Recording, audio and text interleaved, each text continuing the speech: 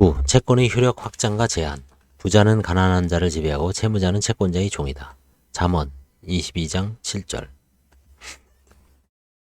원실한 사업이 지급불능 및 그 다음 파탄에 이르는 내리막기는 보통 1년 이상, 어떤 경우 2년, 3년 동안 지속되는 길고 느린 과정이다.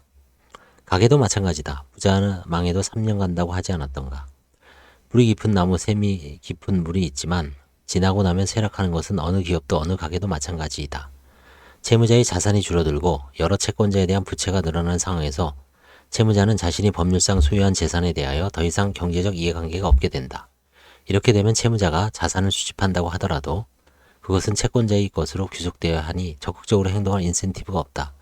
반면에 그나마 남아있거나 수집되는 자산을 채무자의 이익으로 사용하거나 그저 낭비하거나 감추려고 할 수 있다. 가깝거나 가장 압박을 가하는 일부 채권자, 친족, 친지, 고리대부업자에게 편파적으로 이익을 주려고 할 수 있다. 즉 채무자는 재산과 관련하여 자기로 일반 채권자의 이익을 해할 수 있다. 전통적인 파산제도는 채무자로부터 그 재산의 관리처분권을 빼앗아 파산관제인이 채무자의 권리를 행사하고 채무자가 그 채권자를 해한 행위 결과를 원상회복하는 부인권이라는 제도를 두고 있다.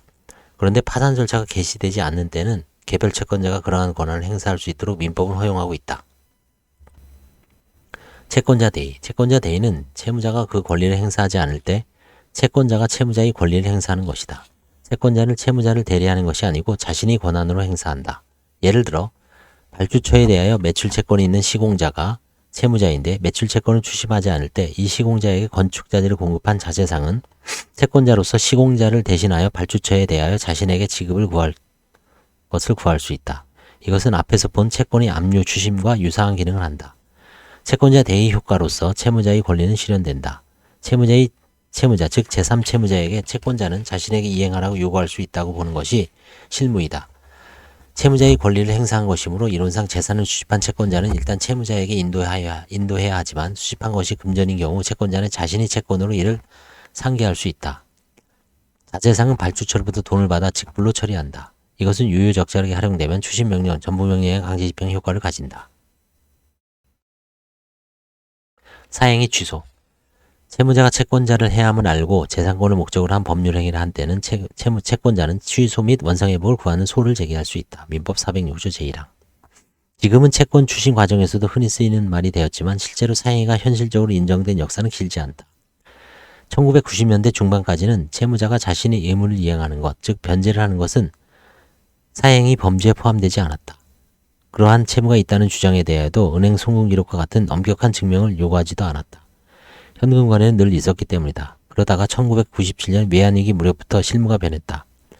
금융산업의 부실채권을 사회적인 방법으로 대처하고 난 후 공적 부문이 인수한 방대한 부실채권을 해소해야 한다는 압박이 사법실무의 흐름까지 바꾼 것으로 추측된다.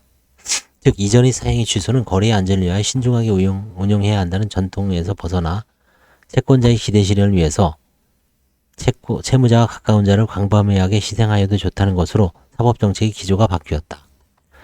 사행위는 채무자의 행위로서 채무자의 재산을 감소시키는 것을 통칭한다. 정당한 대가를 받지 않고 또는 현저하게 낮은 대가를 받고 채무자의 재산을 이전하는 것이 그 전형일 것이다. 법률행위뿐만 아니라 채무자의 재산을 채권자가 발견하기 곤란하게 이전하는 효과도 있는 것도 포함된다. 유형자산을 매각하여 현금화하는 것은 채권자의 발견을 곤란하게 하고 곧 소비될 가능성을 크게 하므로 채무자의 입장에서는 원칙적으로 사행위이다. 즉 일부 채권자에 대한 편패 변제라고 하더라도 그것은 채무를 이행한 것이니 사행위가 아니라는 판례는 공식적으로 변경된 바 없다. 그런데 현재의 실무는 강제집행에서 채권자의 평등을 왜곡할 수 있다는 점이 인정되면 변제 수령의 정당성과 상관없이 사행위 한 범주에 해당하는 것으로 운영되고 있다. 편패 변제라는 이 유형은 아주 광범위하게 인정된다. 기존의 채무에 대하여 근저당권을 설정해 주는 것도 편파 변제로서 사행위라고 간주한다. 물론 채무자와 거래를 하여 재산을 취득한 상대방 즉 수익자 또는 그로부터 다시 재산을 취득한 전득자가 사행위를 알지 못한 경우에는 채권자가 이를 취소할 수 없다. 채권자에 대한 법원의 배려는 극진하다. 수익자의 악의는 추정된다고 하는 것이 최근의 실무 경향이다. 오랫동안 운영하여 오던 사업이 기우는 것을 바로잡으려고 절망적인 투쟁을 하는 채무자는 지금까지 발생한 채권자들에게 추가로 대부를 얻기 힘들다. 이때 형제 자매와 부모, 사촌과 친구에게 손을 내밀어 마지막 운영자금을 조달한다.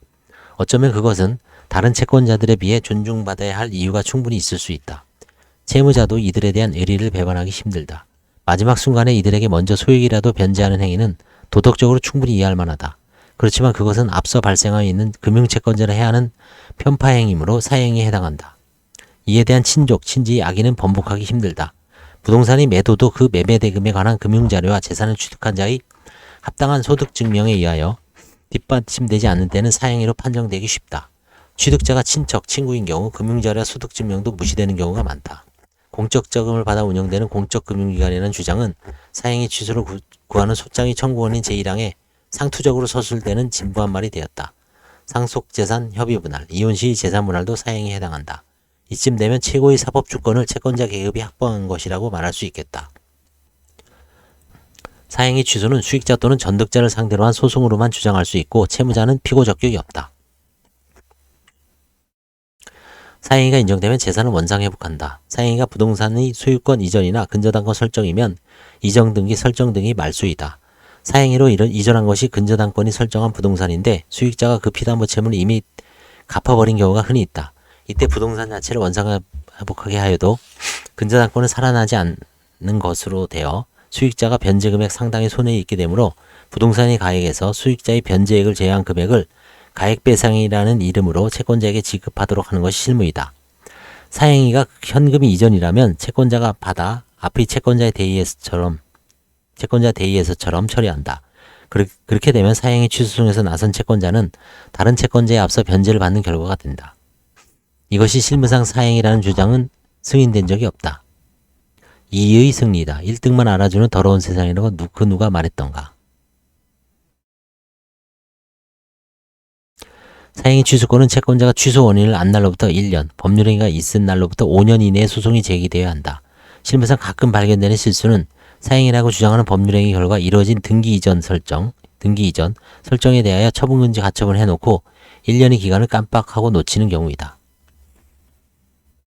채무의 상속. 사람이 죽으면 그의 재산을 공적인 수탁자가 정리하고 필요하면 처분하여 그것을 고인이 채권자에게 배당하고 잔액이 있을 때 이를 유언에 따라 또는 법에 정해진 바에 따라 유증을 받은 자 또는 상속인에게 인도하는 상속재산 법정 청산 제도를 우리 법제는 창설하지 않았다. 그래야 우리 법제에서는 원칙적으로 채무도 상속된다. 채무의 상속을 기피하는 채무자가 법정 방식으로 상속을 포기함으로써 채무의 승계를 원천적으로 막는 방식을 인정하지만 3개월이라는 기간 제한이 있다. 상속받은 재산의 범위 내에서 채무를 변제하겠다고 법정 방식으로 선언하는 한정승인 제도도 인정되지만 역시 3개월이 기간 제한이 있다. 이 3개월의 기간은 자칫 넘기기 쉽고 또 상속인이 모르고 지나가기도 한다. 그러한 경우 듣도 못하였던 거액의 채무에 시달리게 된 사람이 있었다.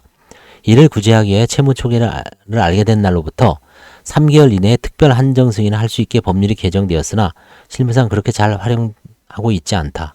미성년의 자녀가 거액의 상속 채무를 부담하는 예가 종종 뉴스에 나와 여론의 동정을 받지만 부채의 당연 상속을 폐지하자는 목소리는 그다지 높지 않다. 소멸시효. 이렇게 채권의 효력이 만약 확정되면 아마도 사회의 평화는 깨질 것이고 사인들 간에도 역시 이야기로 어지러울 것이다. 또 소송으로 주고받을 수 있는 권리가 실제로 소송이 제기되지 않는다면 변제 등으로 만족을 얻었으리라 가정하는 것이 합리적이다. 소위 제기는 채권자의 의사에 달려있다. 채권자는 장기간 소제기를 지어남으로써 예를 들어 증인의 사망으로 피고의 입증 방법이 그의 고유 과실 없이 소멸하는 경우와 같이 피고의 방어를 어렵게 할 수 있는 지위에 있다. 채무의 변제를 입증하기 위하여 수많은 영수증을 버리지 않고 보유해야 한다면 그것은 채무자에게 큰 부담이다. 그리하여 채권자의 권능을 시간상으로 제한하는 것이 소멸시효 제도이다. 이것은 피고의 법적 안정성을 보호하는 것 외에 소송을 줄이려는 목적도 있다.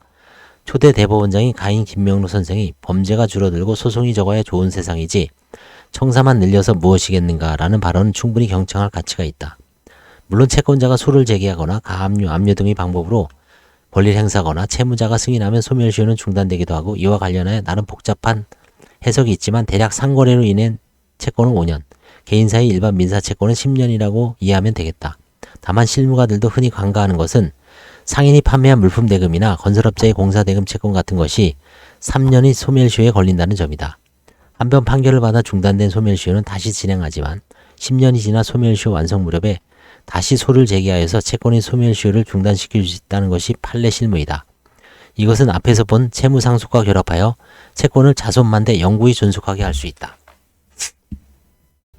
법인 지금까지 본 채무의 엄격함에 비추어 그중 상당수가 어쩌면 대부분 실패로 돌아갈 것이 분명한 모험적인 투자, 기타 사업에 나서는 자들로서는 자신이 패가망신하지 않도록 책임을 제한하는 노력을 하게 된다. 그것은 사업을 하는 자가 거래에 있어서 상대방과의 사이에 책임을 지는 해당 범위에 관해 약정하는 것으로 실현될 수 있을 것이다. 또 채무를 지더라도 특정 재산만으로 책임지도록 정할 수 있다. 미국인들이 주택담보대출에서 사용하는 유한책임대출의 그것이다. 그러나 그와 같은 약정을 거래 상대방과 일일이 맺는다는 것은 기업 활동에서 수도 없이 많은 거래가 일어나고 청산되는 점에 비춰 불가능하다. 또 채무는 계약에 의하지 않고 발생하는 것도 있다. 이를 위하여 전형적으로 활용되는 것이 주식회사를 위시한 법인이다. 코퍼레이션. 법인은 이를 구성하는 사람, 자연인으로부터 독립된 실체로 관념된다. 따라서 법인을 설립하여 그 법인이 재산을 소유하며 기업을 운영하는 법적 허구를 사용하면 법인이 구성하는 이로 인한 거래상 또는 거래 외적으로 발생하는 법인의 채무로부터 원칙적으로 자유롭다. 설립도 거의 자유롭다. 민법상 법인은 정부의 인가를 받아야 성립하는 것으로 규정되어 있지만 상법상 회사는 특정 기준을 갖춰 신청하면 자유롭게 설립할 수 있다. 그리고 종중, 동체회와 같이 법인이 인가를 받지 않는 단체도 그 구성원은 원칙적으로 책임을 지지 않는다. 기업인은 자신이 사업을 법인화함으로써 그 기업이 지급불능에 이르더라도 아무런 조치 없이 채무를 해결할 수 있다. 앞에서 본 조세 채무의 예가 있고 또 채권자들은 법인과 거래를 하더라도 법인을 실제로 지배하는 자에게 보증, 연대보증, 채무인수를 요구하여 관찰함으로써 기업인의 의도를 좌절시킬 수 있다. 이와 같은 사전 조치는 채권을 둘러싼 대립관계를 반영한다. 종종 법인이 독립적인 사람이라는 주장은 부인되기도 한다. 이른바 법인격 부인이 법리라고 부르는 것인데 법인의 재산이 기업을 실제로 운영하는 개인의 재산과 구별되지 않을 정도일 때 사용되기도 하고 채무자인 법인 재산을 비롯한 기업 실체를 다른 법인이 인수하여 운영이 지속될 때 영업을 계속하는 법인은 껍데기가 되고 채무가 많은 법인이 책임을 지을 때 쓰이기도 한다. 비록 법인격 부인의 주장이 받아들여진 예가 최근 들어 증가하긴 했지만 법인이 별개의 인격을 가진다는 교리는 비교적 잘 지켜지고 있다고 가정할 수 있다. 대기업뿐만 아니라 중견기업에서도 여러 개의 사업부분, 특히 새로 지출하는 모험사업을 별개의 법인으로 창설하여 운영되게 하는 것이 필요할 때 부진한 부분을 쉽게 정리하기 위한 목적도 있다. 또 법인을 지배하는 개인에게 거액의 채무가 있다고 하더라도 그 자체로서는 법인에 영향을 주지 않는다. 대표자로서 법인이 행위를 한다 하더라도 그것은 자신이 계산으로 하는 것이 아니고 법인인 명의로 그 계산으로 하는 것이기 때문이다. 법인을 지배하는 자가 법인의 주식과 지분을 가지고 있는 경우라면 채권자는 집행권을 받아 그자의 주식과 지분을 압류하여 매각하는 방식으로 채권을 실현할 수 있지만 그것은 법인이 어느 정도 규모가 되어 개인이 지배에서 벗어나 있을 때 가능하다. 수도 없이 많은 사업자들이 자신이 책임을 제한하기 위해 설립하는 작은 규모의 주식회사에서는 사실상 가능하지 않다.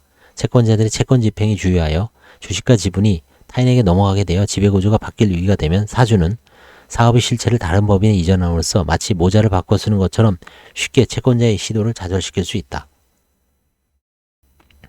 같은 사람이 지배하에 여러 법인이 존속하며 운영되는 경우 그들 사이 거래는 사실상 가공의 것이므로 회계와 세무에서는 무시되는 경우가 많다. 증권시장에서 주식이 거래된 상장기업은 재무제표를 연결하여 작성할 의무가 있고 이들 내부자 사이에서 책정된 가격과 거래 조건은 세법상 무시되기도 한다.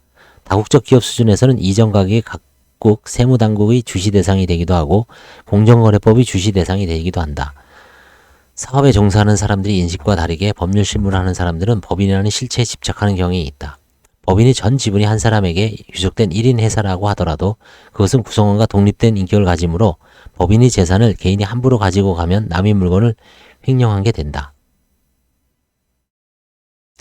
작은 규모의 법인에서 사업이 건실하게 운영되는 동안은 이러한 가지급금이 문제가 되는 예가 거의 없지만 법인이 채무의 지급에 응하기 어렵게 되면서부터 기업주가 법인의 자금을 함부로 사용하여 횡령하였다는 주장도 나오게 되고 법인이 기업주에 대하여 채권이 있으니 기업주 개인이 채무가 있으니 갚으라는 청구도 받는다.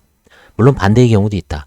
개인 재산으로 법인이 지출 수요를 충당하면 그것이 법인이 빌려와서 법인이 지출한 것으로 관념된다. 단기 대여금 또는 가수금으로 개정 항목에 붙여지는 이런 채권은 법인이 정상적으로 잘 운영되는 동안은 앞의 가지급금과 상계하는 쪽으로 회계상 인식할 수 있다. 기업 활동이 내리막 겪을 때는 이러한 가지급금 상계조차도 사행위로 주장된다. 형식적으로 법인은 기업주 개인과 구별되기 때문에 아무리 기업주가 위기시 헌신하기 위하여 자신의 사재를 출연했다 하더라도 원칙적으로 다른 채권자와 같은 줄에 서야 한다. 게다가 파산 상황에서는 기업주의 법인에 대한 채권은 감축되거나 무시되기도 한다.